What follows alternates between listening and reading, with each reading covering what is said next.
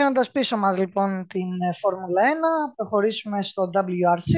Εκεί πέρα είχαμε παράταση στην αγωνία για τη στέψη του Thierry Neuville ως παγκόσμιο πρωταθλητή για το 2024 στο WRC. Και όσο παρατείνεται η αγωνία, ε, αφήνω, υπάρχουν παραθυράκια για τους διώκτες και συγκεκριμένα τον διώκτη που έμεινε, τον Οτ Τάνακ. Η Hyundai βλέπουμε ότι θριαμβεύει στους οδηγούς, πάει να πάρει και το πρωτάθλημα και στους κατασκευαστές, οπότε γενικά είναι σαν ένα πολύ καλό φεγγάρι. Η φετινή χρονιά της πήγε, εκμεταλλευόμενη βέβαια και τις part-time σεζόν κυρίως του Ροβάμπερα και του Οζιέ, των δύο μεγάλων αστεριών της Toyota, και έτσι με ένα πολύ καλό δίδυμο του Οτάνα και του Τρέινοβιλ πάει να πάρει και τους δύο τίτλους. Στον τελευταίο αγώνα, στο Ράλι Κεντρικής Ευρώπης που διεξήχθη στους δρόμους, στους ασφάλτινους δρόμους της Τσεχίας, της Αυστρίας και της Γερμανίας, ο Τάνακ πήρε την νίκη, την 21η νίκη της καριέρας του, τη δεύτερη την νίκη της φετινής σεζόν μετά το Ράλι Σαρδινίας, και δήλωσε παρόν, εκμεταλλευόμενος το ατύχημα του Σεμπαστιάν Οζιέ στην τελευταία μέρα, αλλά και τα σπινιαρίσματα του Thierry Neuville το Σάββατο. Παναγιώτη, αν θες να πεις δύο λόγια για τον αγώνα που παρακολουθήσαμε. Φυσικά, το ράλι Κεντρικής Ευρώπης είναι ένα πολύ ξεχωριστό ράλι. Φυσικά είναι η δεύτερη χρονιά στην ιστορία της διοργάνωσης. Είναι ένα ξεχωριστό ράλι γιατί, όπως ανέφερες, διεξάγεται μεταξύ τριών χωρών. Η Γερμανία φυσικά έχει αποτελέσει προορισμό του παρελθόντος, ένα εξαιρετικό ράλι, αρκετά τεχνικό αλλά και γρήγορο ταυτόχρονα σε ορισμένα σημεία, με αρκετές εικονικές, φυσικά ειδικές, γνωστές από τις εποχές του γερμανικού ράλι. Φυσικά απουσιάζουν ακόμα αρκετές γερμανικές ειδικές διαδρομές, όπως αυτές που ουσιαστικά σκάλιζαν τα αμπέλια, αλλά και την Panzerplatte, μια απίστευτα γρήγορη ειδική και δύσκολη ταυτόχρονα. Όμως και το μενού του 24 είχε αρκετά ενδιαφέρουσες κούρσες. Αυτό το οποίο είναι αρκετά ενδιαφέρον, Δημήτρη, με το Ράλι Κεντρικής Ευρώπης είναι ότι, κοιτώντας την δυναμική και την ταχύτητα με την οποία πρέπει να προσεγγίσει κάποιος το ράλι, θυμίζει πάρα πολύ η Ισπανία. Δηλαδή είναι ένα ράλι το οποίο θυμίζει περισσότερο αγώνα σιρκουί. Όμως, σε αντίθεση με την Ισπανία, δεν έχεις χώρο να κάνεις λάθος. Γιατί παρά το γεγονός ότι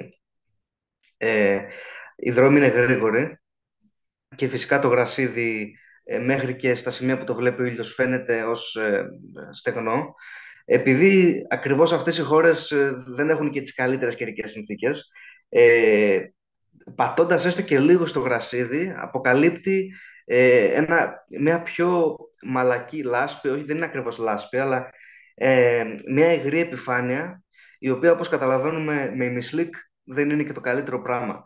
Αυτό ήταν ακριβώς ένα μάθημα που πήρε νωρίς ο Ανδρέας Μίκελσεν, ο οποίος εγκατέλειψε.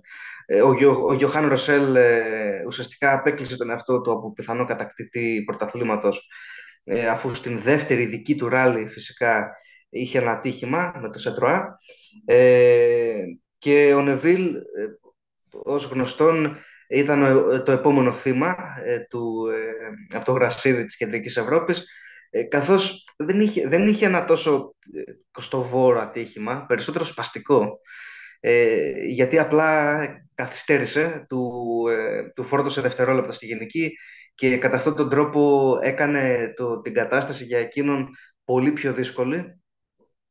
Είχαμε πάρα πολλά οδηγικά λάθη, αξίζει να το σημειώσω. Όμως, προσεγγίζοντας το Ράλι Κεντρικής Ευρώπης, περιμέναμε να δούμε μια γρήγορη Toyota. Αν δεν κάνω λάθος, Δημήτρη, πέρυσι νικητής ήταν ο Κάλι Ροβάμπερα με την Toyota, οπότε καταλαβαίνουμε οι περισσότεροι ότι σε αυτό το ράλι οι περισσότεροι περιμέναμε μια γρήγορη Toyota, όπως και είχαμε. Ωστόσο, ξεκινώντας το ράλι, ο Νεβίλ άνοιξε την ηγεσία του ράλι και φυσικά μας έδειξε όλο και περισσότερο ότι οδεύουμε προς μια μαθηματική κατάκτηση στον πρώτο τελευταίο γύρο, καθώς το μόνο που έπρεπε να κάνει ήταν ουσιαστικά να σκοράρει 2 βαθμούς παραπάνω από τον Νόιτ Τάνακ, ο οποίος εν τέλει ήταν αυτός που κέρδισε το ράλι και ουσιαστικά πηγαίνει τον Νεβίλ μέχρι τέλους στην Ιαπωνία, η οποία θα είναι ντέρμπι, με λίγα λόγια, εξίσου δύσκολο και ασφάλτινο ράλι. Όμως πραγματικά θεωρώ αυτό που μπορούμε επίσης να κρατήσουμε από την Κεντρική Ευρώπη είναι το μεγάλο ατύχημα του ΟΣΓΕ την Κυριακή. Πραγματικά ένα πραγματικά απογοητευτικό συμβάν.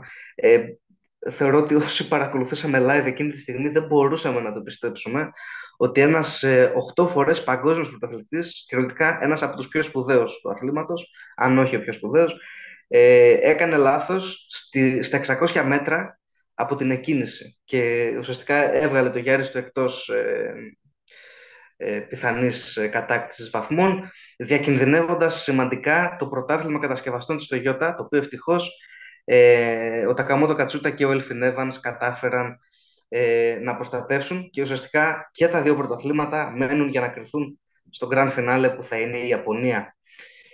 Ο Σάμι Πάγιαρη επίσης, αξίζει να σημειώσουμε ότι έκανε τον τεμπούτο του με την Toyota στην άσφαλτο με το Toyota GR Yaris Rally 1 Hybrid.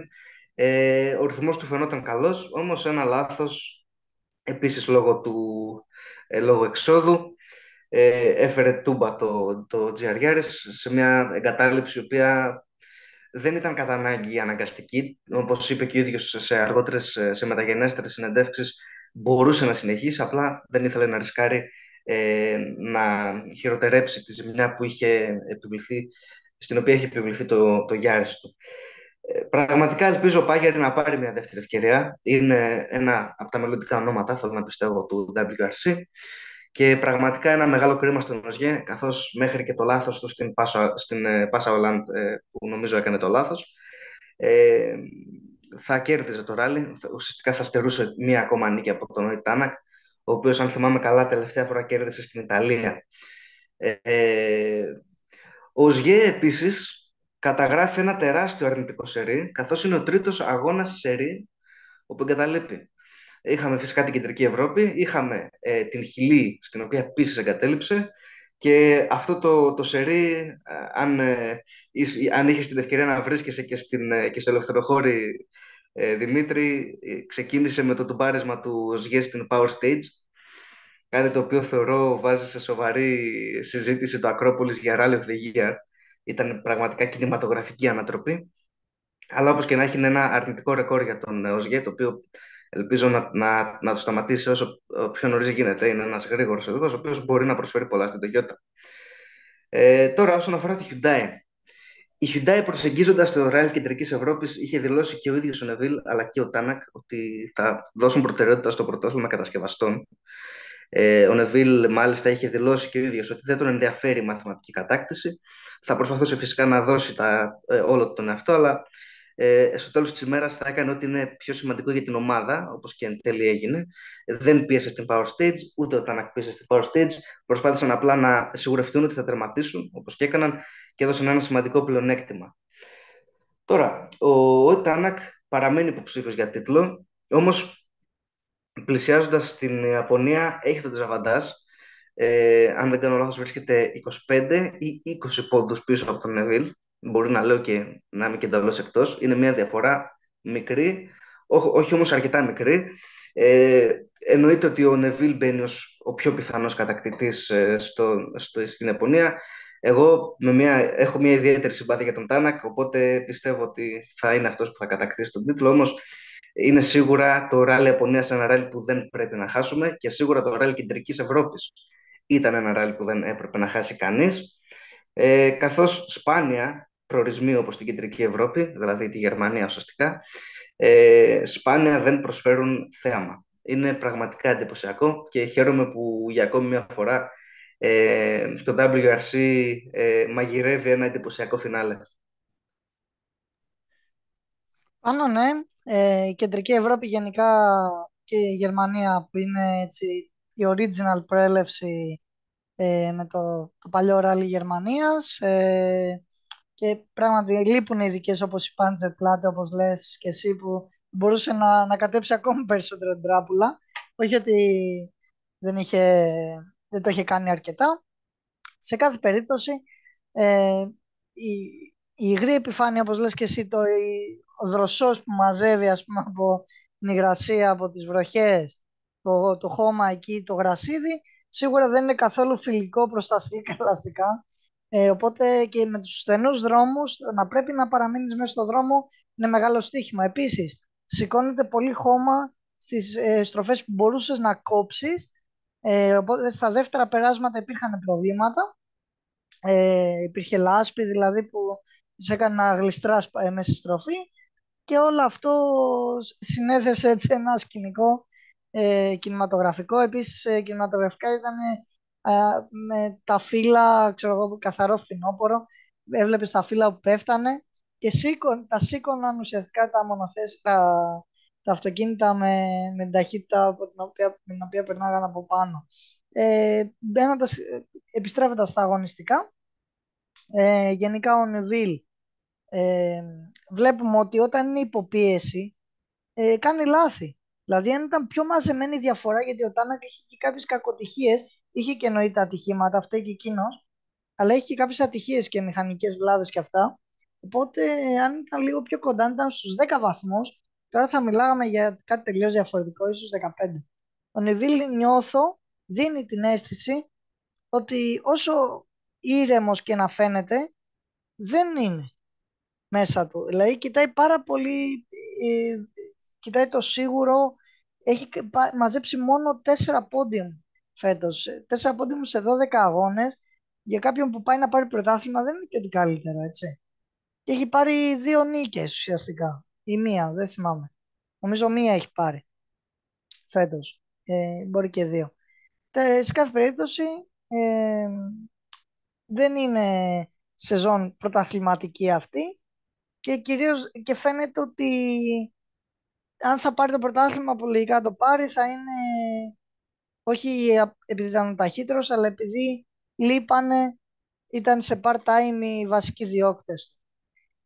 Και όταν αντίστοιχα είχε και ουσιαστικά έκανε εκείνος λάθη. Απλά η Βίλα τα απέφυγε.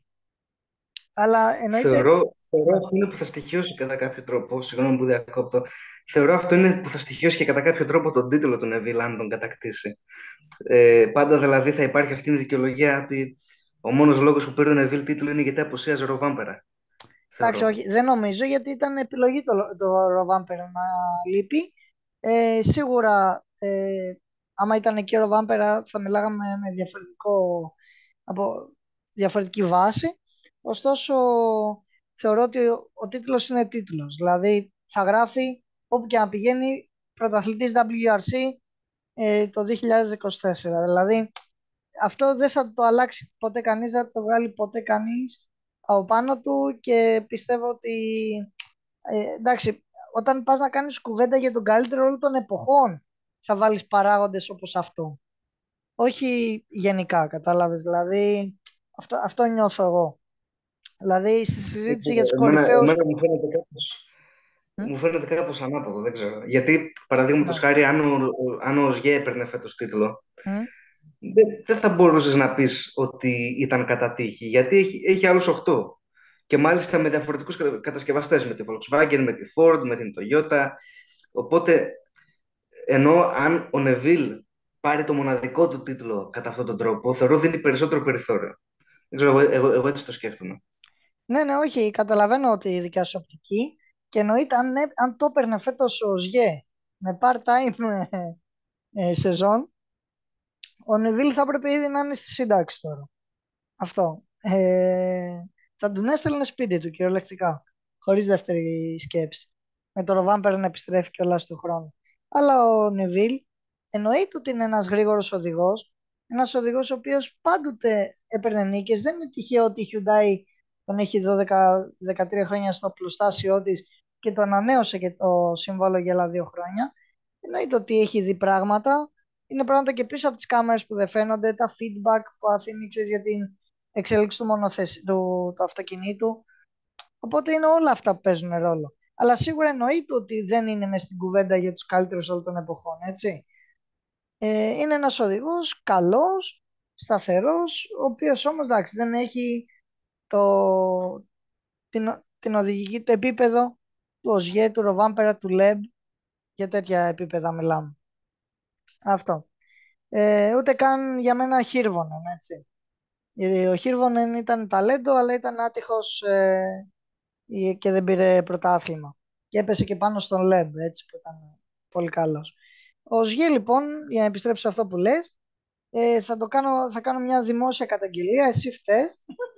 Από τότε που πέρασα μπροστά σου και τράκαρε στο Ράλι Ακρόπολης, τον έχει στοιχειώσει και σε κάθε αγώνα βγαίνει εκτός με μηδενική συγκομιδή. Τα ίδια έπαθε και στη Χιλή, τα ίδια έπαθε και στη Κεντρική Ευρώπη, με λάθη πρωτάρι, λάθη που είναι φυσικά επειδή πιέζει ασυνήθιστα, γιατί ο Ζιέ πάντοτε εννοείται είχε ένα πολύ καλό επίπεδο, αλλά επειδή μίλησε και για το ξεκίνημα της ειδικής ότι το έπαθε, ο Ζιέ συνήθως στις ειδικές του πιέζει στο δεύτερο μισό της ειδικής. Αλλά τώρα, επειδή κυνηγάει βαθμούς και με τη Super Sunday και με την Power Stage και τα δίνει όλα. Έτσι, οπότε από το πρώτο μέτρο.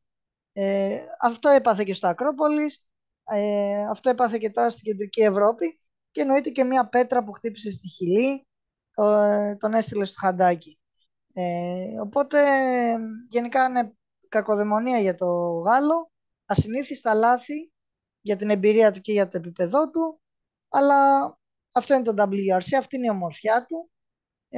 Πιστεύω θα βάλει το κεφάλι του στη θέση του και του χρόνου σε όσους αγώνες θα συμμετάσχει θα είναι καλός. Εντάξει, σίγουρα με το Ροβάμπερα να επιστρέφει δεν θα πάει για πρωτάθλημα. Ο Ζιέ μάλλον δεν θα πάρει άλλο στην καριέρα του αν αποφασίσει να γυρίσει full time. Και αυτή είναι η εικόνα έτσι που σχηματίζω. Ο Νιουβίλ θα το πάρει, μου φαίνεται. Αν δεν κάνει πάλι τα εύκολα δύσκολα, αν δεν βγει εκτός. Η Ιαπωνία, όπως είπες και εσύ νωρίτερα, είναι ένας ωραίος ασφάλτινος αγώνας, όπου όμως και ο καιρός παίζει ρόλο. Μην ξεχνάς ότι και εκεί πέρα έχει βρέξει κάποιες φορές, είναι μια πολύ ιδιαίτερη έτσι, περίπτωση αγώνα. Εμένα μου άρεσε παλιότερα που γινόταν σε χώμα, να πω την αλήθεια, αλλά δεν πειράζει και πάλι είναι ένα πάρα πολύ όμορφο σκηνικό και ένα ωραίο μέρος για να κλείσει η σεζόν του WRC. Το βρίσκω αρκετά δύσκολο για τον Τάνακ να το διεκδικήσει. Θα πέσουν και από τη Hyundai λογικά μηνύματα, να είναι έτσι λίγο πιο προσεκτικός, γιατί κοιτάνε και το πρωτάθλημα των κατασκευαστών. Έτσι, αν πιέζουν και οι δύο, και κυρίως ο Τάνακ, μπορεί να στερήσει ξαφνικά το πρωτάθλημα των κατασκευαστών. Οπότε να το έχουμε και αυτό υπόψη μας. Αυτή είναι λοιπόν η εικόνα που αποκόμισα από τον αγώνα αυτόν. Να πούμε για την άλλη Toyota, ο Elfin Evans είχε ένα καλό πλασάρισμα. Ο Takamoto Katsuta είχε μια καλή Κυριακή, μάζεψε αρκετούς βαθμούς. Ο Σάμι Πάγιαρη ρόλαρε γιατί είχε αυτά τα χαντάκια δίπλα από το δρόμο που ουσιαστικά βρήκε το δεξί μέρος και ρόλαρε μετά. Και έτσι είχαμε αυτή την εξέλιξη. Ο Αντριάν Φορμό πολύ μέτριος με τη Ford, μάλλον έχει το νου του στη Hyundai εν ώψη 2025. Για μένα μια βιαστική κίνηση από το Γάλλο, θα μπορούσε να εδραιωθεί στην Ford, στην M-Sport, αλλά προτιμάει όπως φαίνεται τη Hyundai, στη θέση ίσως του Λάπη, του Μίκελσεν, θα δούμε. Και θα δούμε και επίσης και στη συνέχεια και ποιον θα φέρει και η M-Sport, μάλλον τον Σέσκς, αυτός είναι επικρατέστερος, δίπλα στον Μάνστερ ή κάποιον άλλον. Αυτές είναι έτσι, αυτή είναι η εικόνα. Είχαμε επίσης να πούμε και για τον Έλληνα, τον Ιωάννη Σερδερίδη, Ιορδάνη Σερδερίδη, συγγνώμη, που κατετάγει 20ος, συμμετείχε με ένα Ford Puma χωρίς υβριδικό σύστημα, και μπόρεσε έτσι να έχει έναν ακόμα τερματισμό, έτσι κι αλλιώς τρέχει καθαρά για να απολαύσει τη στιγμή, να πάρει εμπειρίες, αλλά είναι καλό να φαίνεται η ελληνική σημαία στο Παγκόσμιο Πρωτάθλημα Ράλι, σίγουρα. Θα ήθελα κάτι τελευταίο. Θα ήθελα να αξιολογήσεις λίγο μια μεταγραφή, μιας και άνοιξες το θέμα για τη Hyundai. Ναι. Εγώ δεν πιστεύω ότι για τη Hyundai θα είναι ο Φουρμό. Εγώ πιστεύω ότι στη Hyundai θα πάει ο Hayden Paddon. Δεν ξέρω εσύ τι πιστεύεις. Κοίταξε, μου φαίνεται αρκετά αισιόδοξο αυτό που λες. Ο Πάντων μόλις κατέκτησε το ERC, το Ευρωπαϊκό Πρωτάθλημα Με, Ράλι. Ε, μάλιστα, με τη Hyundai. ναι, αξίζει. Ήδη συνδέεται με τη Hyundai, σωστό αυτό που λες. Είναι και αυτό μια εκδοχή. Ο Πάντων είναι γρήγορος οδηγός, το έχει αποδείξει. Έχει συμμετάσχει στο WRC με τη Hyundai. Εγώ προσωπικά τον συμπαθώ πολύ, το θεωρώ αδικημένο και μακάρι να αν επιλέξουν εκείνον, οκ. Αλλά στην M-Sport μετά πρέπει ο Σέσκς να αξιοποιηθεί κάπως. Δεν μπορείς να τον αφήσεις όπως τον είχες, γιατί σου έχει δείξει πράγματα. Οπότε, Ίσως να ναι. κατεβάσει ένα σπορ τρίτο αυτοκίνητο. Αυτό είναι πολύ δύσκολο. Έχει οικονομικά θέματα η M-Sport. Είναι η ομάδα που είναι στη λιγότερο καλή οικονομική κατάσταση από τις τρεις. Οπότε θεωρώ δηλαδή επίσης θα είναι δύσκολο να κρατήσει Φουρμό και να συντηρήσει μάλλον Φουρμό και ΣΕΣ. Έτσι. Θα μπορούσε όμως να το κάνει, να την κάνει υπέρβαση, γιατί νομίζω ότι αξίζει. Ο Φουρμό θα εξελιχθεί κι άλλο, ο ΣΕΣ θα δείξει τι αξίζει. Αλλά για μένα ο Φουρμό νομίζω ότι έχει πάρει ήδη να αποφασίσει να πάει στη Hyundai, ε, αλλά δεν ξέρω αν κολλήσει κάπου μετά από τις τελευταίες του εμφανίσεις. Και κάπου εδώ φτάνουμε στην ολοκλήρωση της ανασκόπησης και για το ράλι Κεντρικής Ευρώπης. Σε ευχαριστώ πάρα πολύ, Πάνο, που ήσουν μαζί μας. Σε ευχαριστώ και όλους εσάς που ακούσατε αυτή την ανασκόπηση. Ελπίζω να σας άρεσε. Αναμένουμε τα σχόλιά σας. Να είστε καλά. Καλή συνέχεια.